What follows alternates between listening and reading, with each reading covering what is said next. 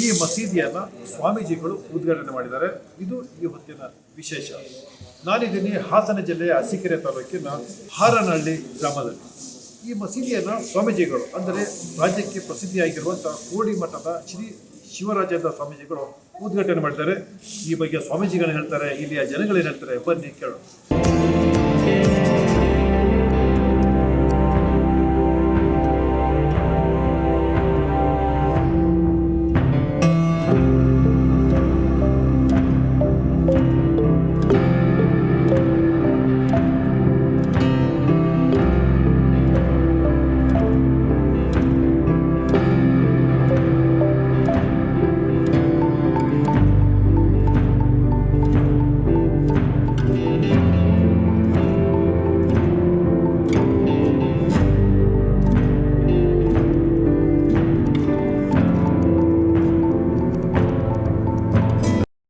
ಎಲ್ಲಿ ಹೋದರೂ ಜಾತಿಯ ಹಾವಳಿ ಜೊತೆಗೆ ಇರ್ತಾರೆ. ಜನರು ಜಾತೀಯತೆಯಿಂದ ಹೊರಗೆ ಬರೋಕ್ಕೆ ದಾರಿ ಇದ್ದರೂ ಸಹಿತ ಸಂಕುಚಿತ ಭಾವನೆಯಿಂದ ಅದು ಬರ್ತಾ ಇದೆ. ಯಾವುದೇ ಜನಾಂಗ ಇರಲಿ, ಎಲ್ಲ ಧರ್ಮಗಳು ಜಾತಿಯನ್ನು ಬಿಡ್ರಿ, ನೀತಿಯನ್ನು ಇಟ್ಕೊಳ್ರಿ, ದೈವ ಮನುಷ್ಯರಾಗ್ರಿ, ಸತ್ಯವನ್ನು ಹೇಳ್ತಾ ಇದ್ದಾರೆ. ಅನೇಕ ಜನಗಳು ಸಂಕುಚಿತವನ್ನು ಆಗ್ತಾ ಇದ್ದಾರೆ. ಅದು ದೇಶಕ್ಕೆ ಅಪಾಯಕಾರಿಯಾಗಿರ್ತದೆ. ಇವತ್ತು ನಮ್ಮ ಹಾರನಹಳ್ಳಿಯೊಳಗೆ ಈ ಒಂದು ಮಸೀದಿಯಾಗಿರ್ತಕ್ಕಂಥದ್ದು ಸರ್ವ ಜನಾಂಗದ ಸುಖಸ್ಫೂರ್ತಿಯಿಂದ ಎಲ್ಲರಿಗೂ ಆದರ್ಶವಾಗಲಿ. ಮೊಹಮ್ಮದ್ ಪೈಗಂಬರವರ ತತ್ವ ಸಿದ್ಧಾಂತ ಮುಖಾಂತರ ಈ ಜನ ಮುಂದಾಗಲಿ, ಎಲ್ಲರಿಗೂ ಸುಖ ಶಾಂತಿ ಕೊಡಲಿ ಅಂತ ಒಂದು ಇತಿಹಾಸ ಆಯಿತು. ಒಂದು ಮುಸ್ಲಿಂ ಮಸೀದಿಯನ್ನು ಉದ್ಘಾಟನೆ ಮಾಡೋಕ್ಕೆ ಲಿಂಗಾಯತ್ ಮಠದ ಸ್ವಾಮಿ ಬಂದು ಉದ್ಘಾಟನೆ ಮಾಡಿದರು ಅಂತ ಹೇಳಿದ್ರೆ ಇಡೀ ಭಾರತ ದೇಶಕ್ಕೆ, ಕರ್ನಾಟಕ ರಾಜ್ಯಕ್ಕೆ ಒಂದು ದೊಡ್ಡ ಸಂದೇಶ ಕೊಟ್ಟಿದ್ದು. ಆ ಸಂದೇಶ ಹಾಸನ ಜಿಲ್ಲೆ ಜನಕ್ಕೆ ನಾನು ಅಭಿನಂದಿಸ್ತೇನೆ. ಉತ್ತಮವಾದಂಥ, ಯಾಕಂದರೆ ಹಾಸನ ಭಾರಿ ದೊಡ್ಡ ರೆವಲ್ಯೂಷನರಿ ಜಿಲ್ಲೆ. ಇಲ್ಲಿ ಇಲ್ಲದೇ ಇರೋ ಪೊಲಿಟಿಕಲ್ ಪಾರ್ಟಿ ಯಾವುದೂ ಇಲ್ಲ.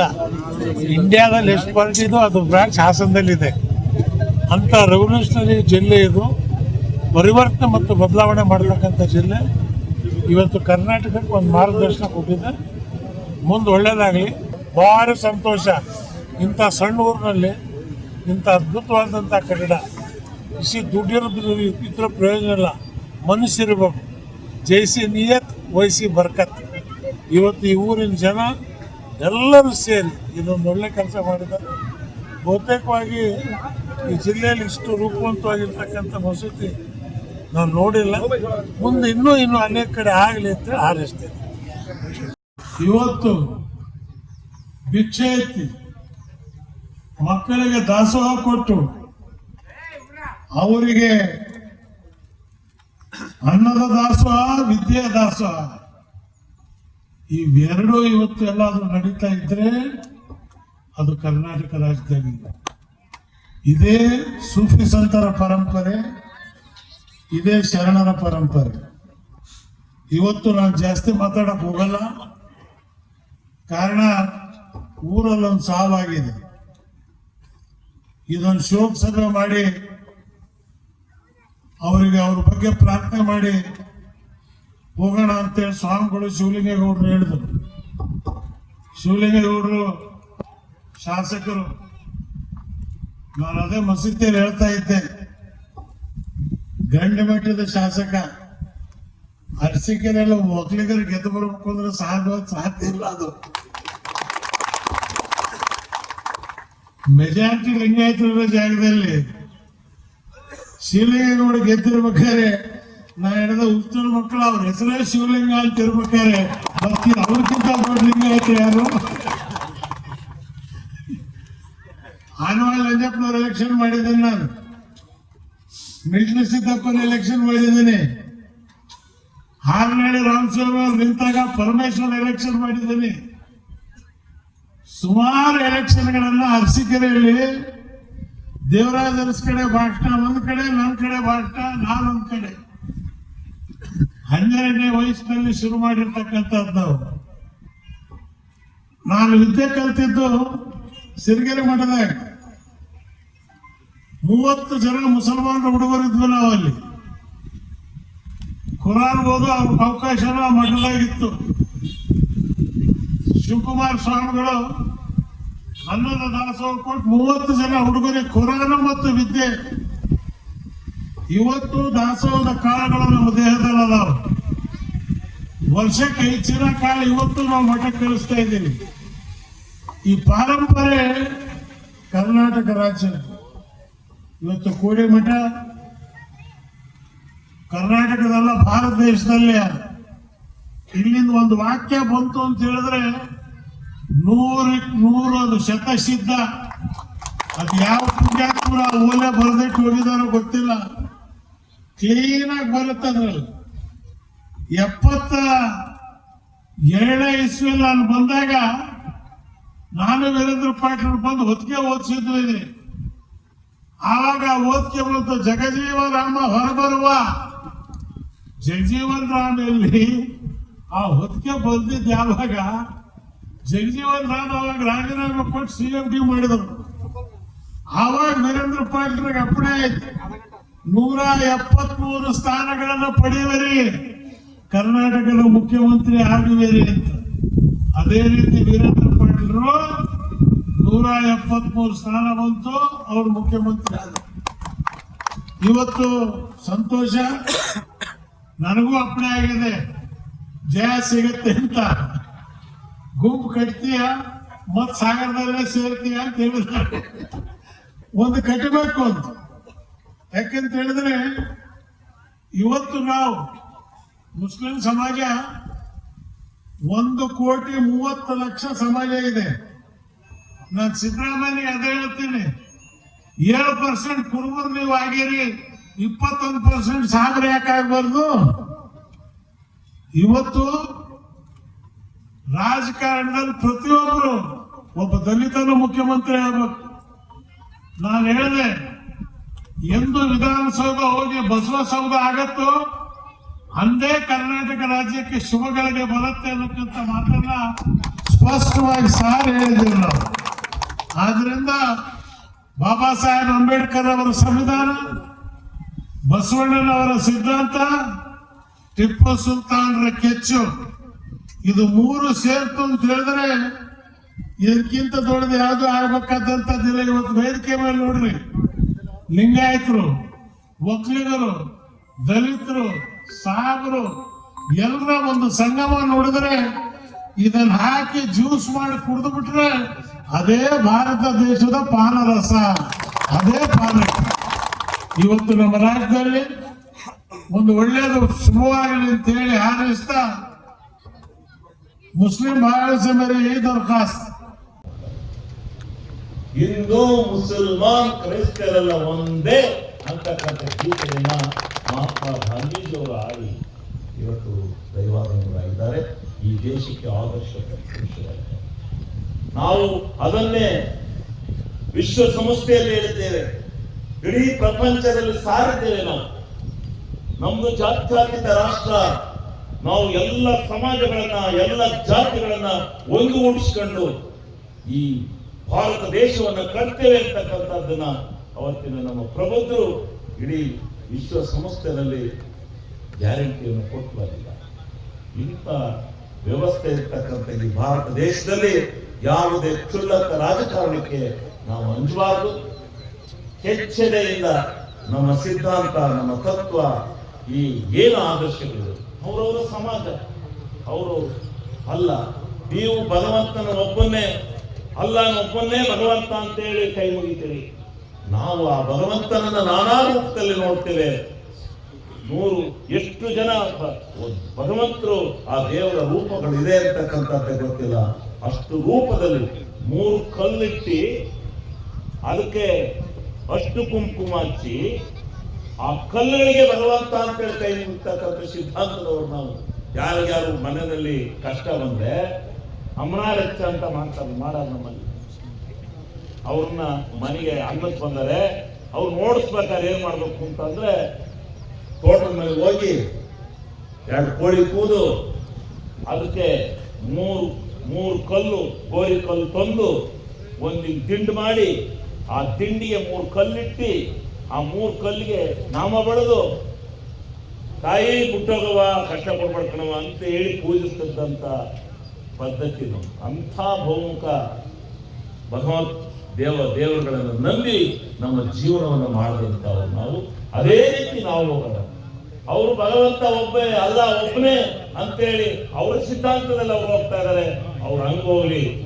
ಯೇಸು ಮಾನವ, ಆ ಮಾನವ ಕುಲದಲ್ಲಿ ಹುಟ್ಟಿ ಮಾನವನಾಗಿ ಜನಿಸಿ ಆ ಮಾನವನನ್ನೇ, ಆ ಮನುಷ್ಯರನ್ನೇ, ಯೇಸುವನ್ನೇ ದೇವರು ಅಂತ ಹೇಳಿ ಕ್ರಿಶ್ಚಿಯನ್ಸು ಪರಿಪಾಲನೆ ಮಾಡ್ತಾ ಇದ್ದಾರೆ.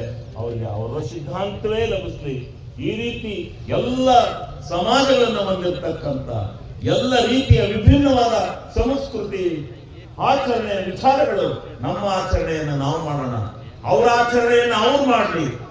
ಎಲ್ಲರೂ ಒಂದಾಗಿ ಈ ಭವ್ಯ ಭಾರತವನ್ನು ಕಟ್ಟಿ ಇಡೀ ಪ್ರಪಂಚದಲ್ಲಿ ಮೊದಲನೇ ಸ್ಥಾನಕ್ಕೆ ಬರ್ತಕ್ಕಂಥ ನಿಟ್ಟಿನಲ್ಲಿ ನಾವೆಲ್ಲ ಒಟ್ಟಾಗಿ ದುಡಿಯೋಣ. ಅವತ್ತು ನಾವು ಇವತ್ತು ಇಂಡಿಯಾ ದೇಶವನ್ನ ಒಂದು ಸದೃಢ ಭಾರತ ದೇಶವನ್ನ ಕಟ್ಟಲಿಕ್ಕೆ ಸಾಧ್ಯ ಆಗುತ್ತೆ. ಅಮೆರಿಕಕ್ಕೂ ಬೀಟ್ ಮಾಡಬಹುದು, ಚೈನಾಕ್ಕೂ ಬೀಟ್ ಮಾಡಬಹುದು, ಯಾವ ದೇಶಕ್ಕೆ ಬೇಕಾದ್ರೂ ಬೀಟ್ ಮಾಡಬಹುದು. ಯಾಕೆ ಅಂದ್ರೆ ಇಡೀ ಪ್ರಪಂಚದಲ್ಲಿ ಮಾನವ ಸಂಪತ್ತನ್ನ ಆ ಭಗವಂತ ನಮಗೆ ಅಧಿಕವಾಗಿ ಕೊಟ್ಟು ಹೋಗಿದ್ದಾನೆ. ಮಾನವ ಶಕ್ತಿ ನಮಗೆ ಅಧಿಕವಾಗಿದೆ. ನಮ್ಮ ಅರಸೀಕೆರೆ ತಾಲೂಕು ಆಂಡಳ್ಳಿ ಗ್ರಾಮದಲ್ಲಿ ಮಸ್ಜಿದ್ ಸನ್ನಿಧ ಒಂದು ನೂತನವಾದಂತಹ ಪವಿತ್ರವಾದಂತಹ ಮಸೀದಿಗೆ ಇವತ್ತು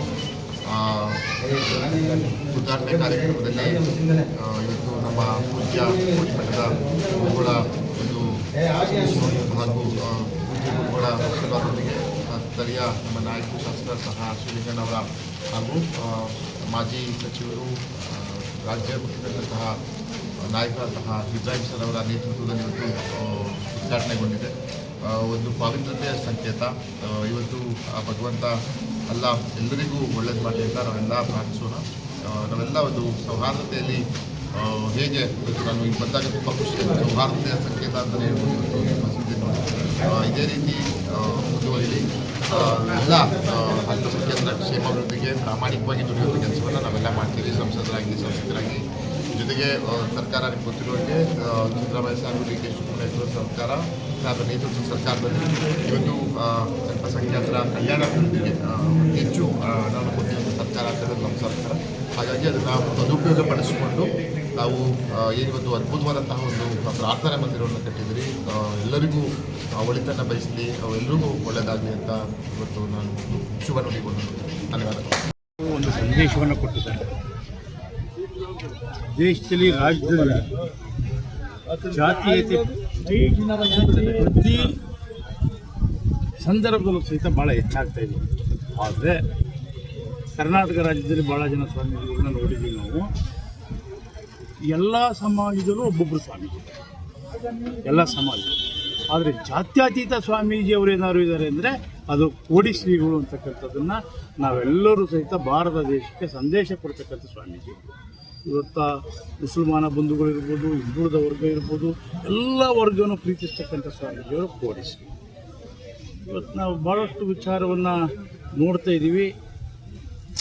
ಧಾರ್ಮಿಕವಾಗಿ, ಸಾಂಸ್ಕೃತಿಕವಾಗಿ ಇವತ್ತಿನ ಪರಿಸ್ಥಿತಿಯನ್ನು ವೈವಿಧ್ಯ ಮತ್ತು ನೋಡಿದರೆ ನಾವು ಸಮಾಜ ರಾಜ್ಯದಲ್ಲಿ 21% ಎಲ್ಲ ಸಮಾಜಕ್ಕೆ ಹೊಂದ್ಕೊಂಡು ಹೋಗ್ತಿರ್ತಕ್ಕಂಥ ಸಮಾಜ ಏನಾದ್ರು ಇದೆ ಅಂದರೆ ಮುಸಲ್ಮಾನ ಸಮಾಜ.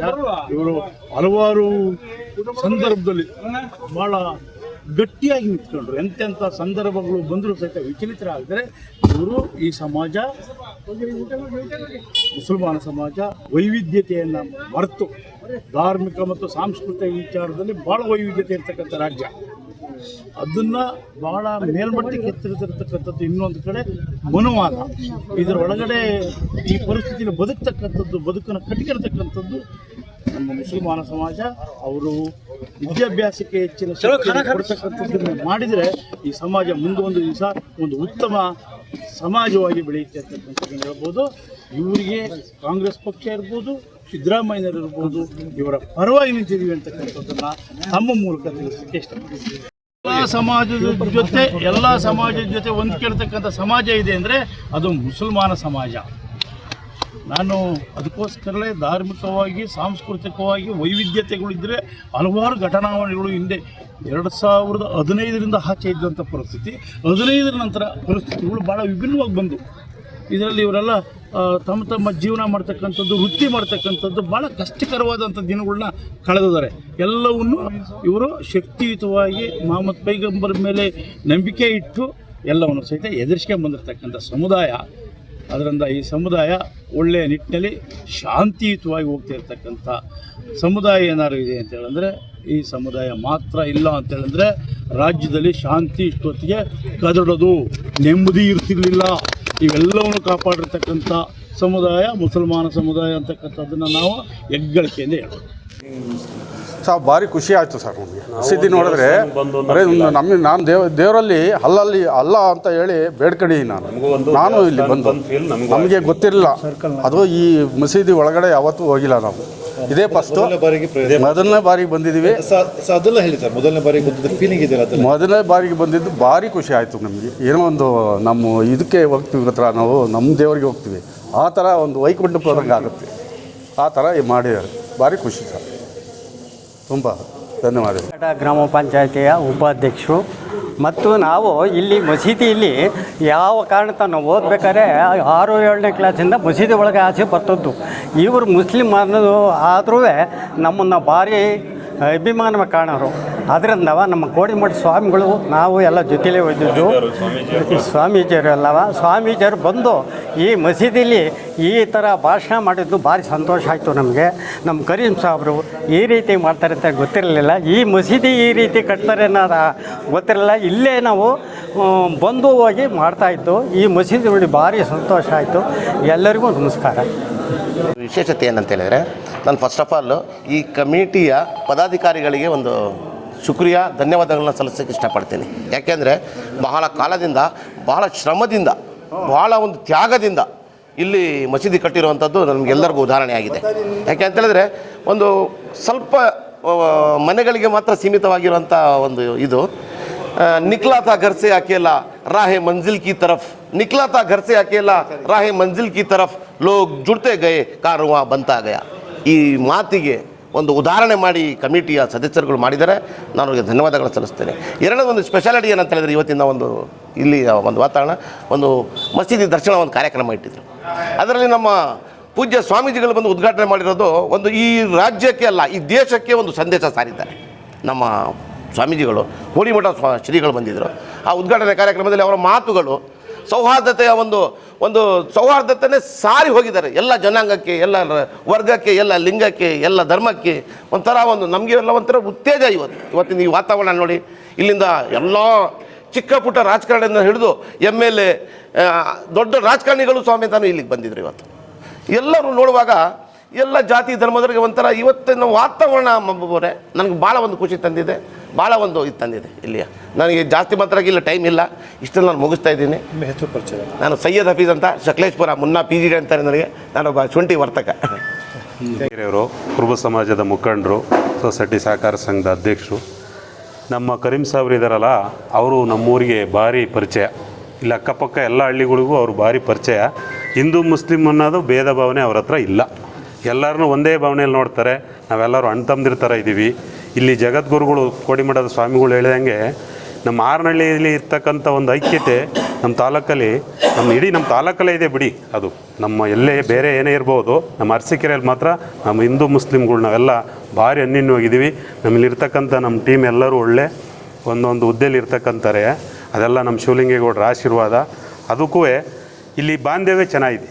ಯಾವುದೇ ಒಂದು ಕೆಟಗರಿ ಬರಲಿ, ಮುಸ್ಲಿಮ್ಸ್ ಅಧ್ಯಕ್ಷರು ಆಗಿದ್ದಾರೆ, ಹಿಂದೂಗಳು ಆಗಿದ್ದಾರೆ, ಈ ಥರ ಎಲ್ಲರೂ ದಲಿತ ಮುಖಂಡರುಗಳು ಸಹ ಇಲ್ಲಿ ಅಧ್ಯಕ್ಷರುಗಳಾಗಿದ್ದಾರೆ. ನಮ್ಮ ಆರನಹಳ್ಳಿಲಿ ಸುಭಿಕ್ಷವಾಗಿ ಎಲ್ಲರಿಗೂ ಯಾವುದೇ ಭೇದ ಭಾವ ಇಲ್ಲದೆ ಒಗ್ಗಟ್ಟಾಗಿ ಹೋಗ್ತಿದ್ದೀವಿ. ಅದಕ್ಕೆ ಮೂಲ ಕಾರಣಕರ್ತರು ನಮ್ಮ ಕರೀಂ ಸಾಬ್ರು. ಅವ್ರನ್ನ ನಾವು ಫಾಲೋ ಮಾಡ್ತೀವಿ. ಸ್ವಲ್ಪ ಅವರಲ್ಲಿ ಒಳ್ಳೆ ಗುಣಗಳಿದೆ.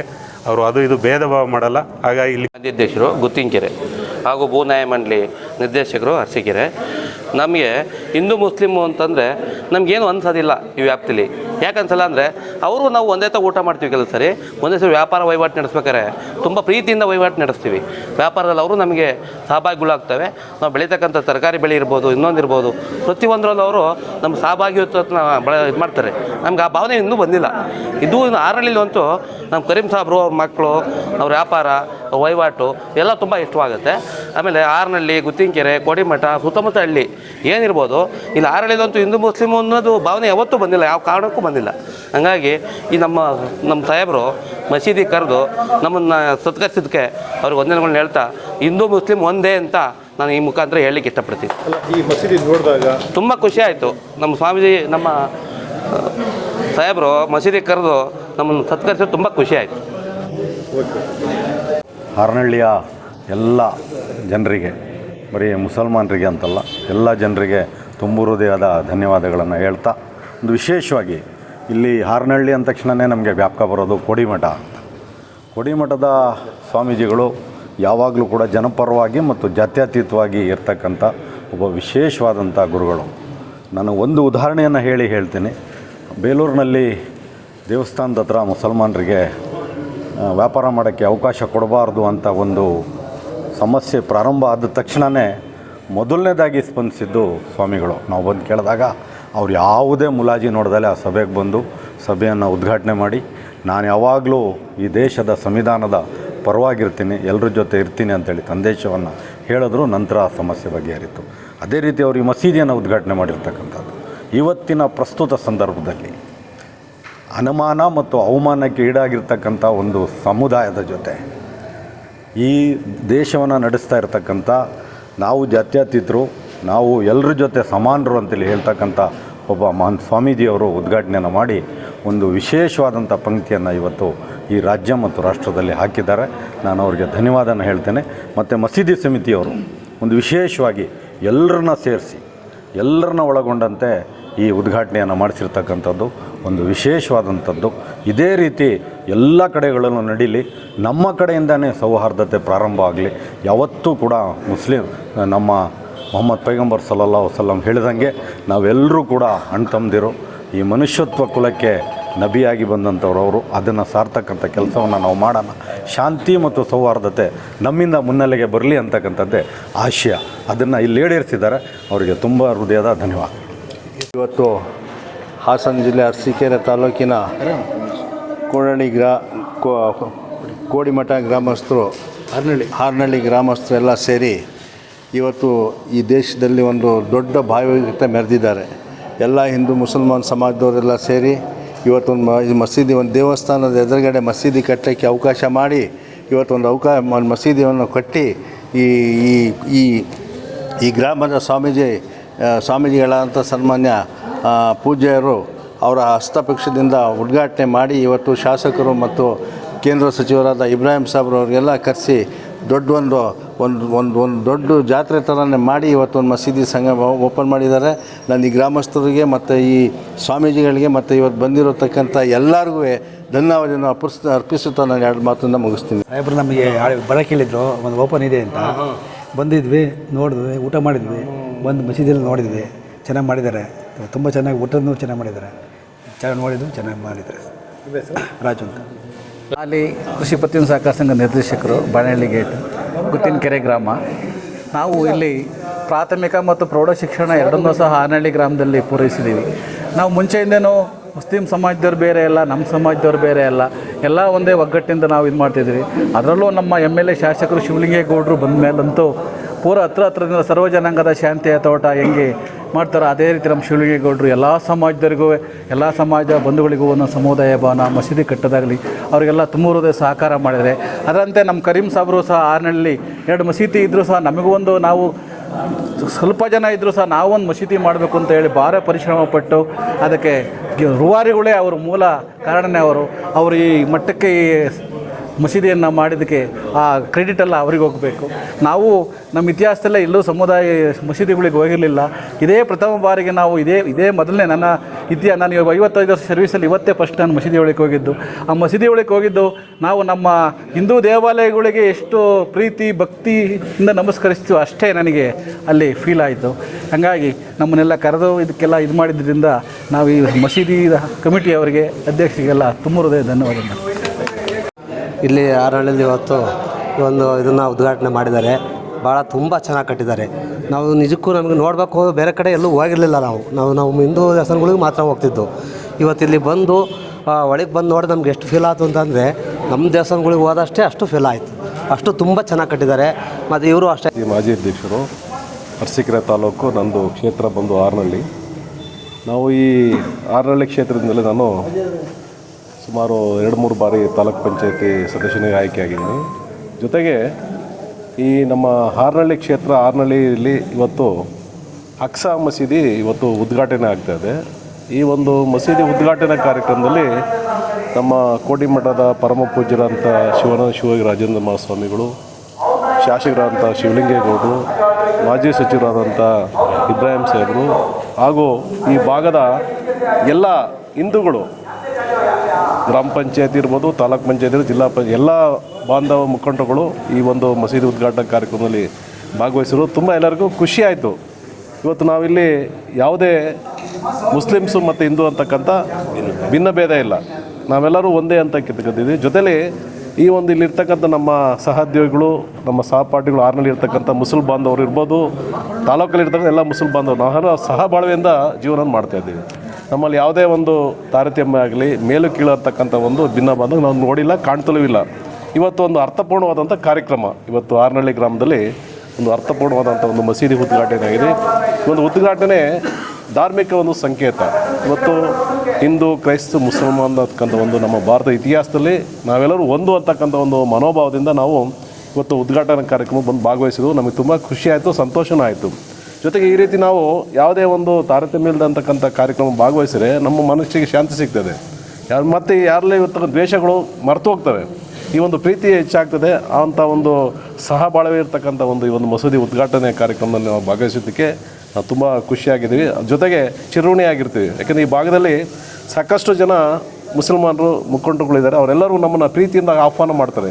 ಯಾವುದೇ ಕಾರ್ಯಕ್ರಮ ಇರ್ಬೋದು, ಯಾವುದೇ ಒಂದು ಧಾರ್ಮಿಕ ಸಮಾರಂಭ, ನಮ್ಮನ್ನೆಲ್ಲನೂ ನಾವೆಲ್ಲ ಹಿಂದೂಗಳು. ಇವತ್ತು ನೋಡಿ, ನಾವಿಲ್ಲಿರ್ತಕ್ಕಂಥ ಎಲ್ಲ ಹಿಂದೂಗಳು, ನಾವೆಲ್ಲ ಹಿಂದೂಗಳೆಲ್ಲ ಬಂದು ಭಾಗವಹಿಸಿದ್ರೆ ಇಲ್ಲಿ ಐಕ್ಯತೆ ಇದೆ, ಭಾವನೆ ಇರ್ತಕ್ಕಂಥ ಒಂದು ಐಕ್ಯತೆ ಇರ್ತಕ್ಕಂಥ ಒಂದು ಸಂದೇಶವನ್ನು ಈ ಮುಖಾಂತರ ನಾನು ಕೊಡಲಿಕ್ಕೆ ಬಯಸ್ತಿದ್ದೀನಿ.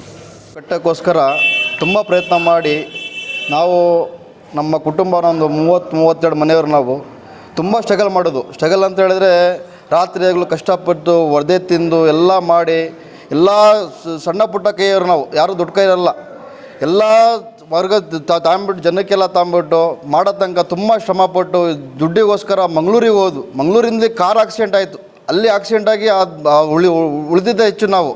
ಅಂಥದ್ರಲ್ಲಿ ಬಂದು ಎಲ್ಲ ಭಗವಂತ ನಮ್ಮೆಲ್ಲ ಎಲ್ಲರಿಗೂ ನಮಗೆ ತೊಗೊಂಡು ಇಲ್ಲಿ ತನಕ ತಗೊಂಬಂದಿದ್ದೀವಿ. ಎಲ್ಲ ನಮ್ಮ ಕಮಿಟಿಯವರು, ನಮ್ಮ ಸದಸ್ಯರು ಎಲ್ಲ ಸೇರಿ ಒಗ್ಗೂಟಾಗಿ ಎಲ್ಲ ಮಾಡಿ ಎಲ್ಲರೂ ಅದಕ್ಕೆ ನಮಗೆ ಹಣ ಸಹಕಾರ ಮತ್ತು ಎಲ್ಲ ಕೆಲಸದಿಂದ ಎಲ್ಲ ರೀತಿಯಿಂದ ನಮಗೆ ಸಹಾಯ ಮಾಡಿದ್ದಾರೆ.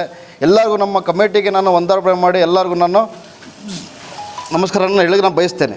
ಮಸೀದಿ ಕಟ್ಟಿರೋದು ನಮಗೂ ತುಂಬಾ ಸಂತೋಷ ಆಗಿದೆ. ಈಗ ನಾವು ಹಿಂದೂಗಳಾದ್ರೂ ನಾವು ನಮ್ಮ ಮುಸ್ಲಿಂ ಬಾಂಧವರೆಲ್ಲ ಅಣ್ತಮ್ಮರಂಗಿದ್ದೀವಿ. ನಮ್ಮಲ್ಲಿ ಯಾವುದೇ ರೀತಿ ಸಂಘರ್ಷಗಳಿಲ್ಲ.